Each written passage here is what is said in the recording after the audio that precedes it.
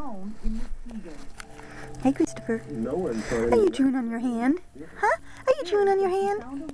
Hey. Can you smile?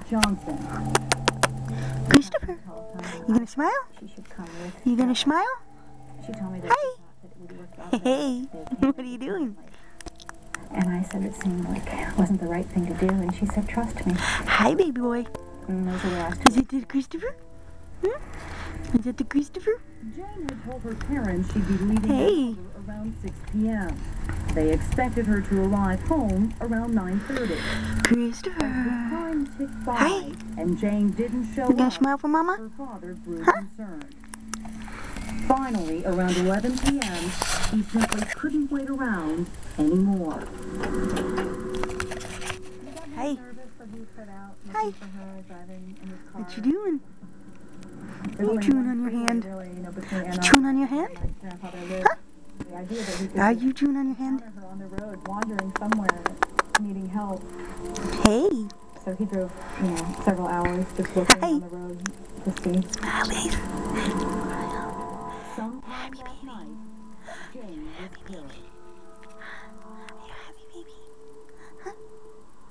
Are you? Jane Mixer's body ended up here in an old, out-of-the-way cemetery 14 miles from Ann Arbor.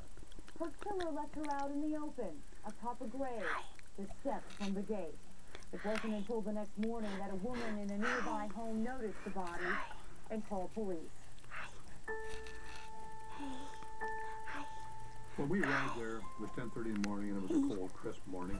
Detective Donald Bennett, now retired, was sent to investigate.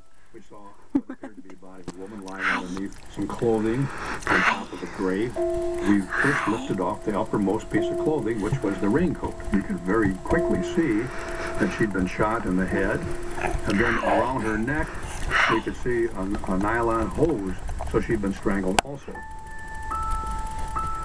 There was no apparent sexual assault, but Jane's pantyhose had been pulled down.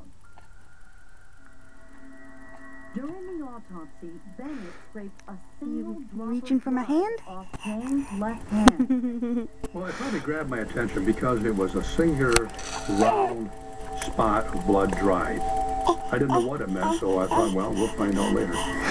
3 decades later, that tiny drop of blood would become a controversial piece of evidence. But back in 1969, there was little the police could do with that. So they searched for other clues.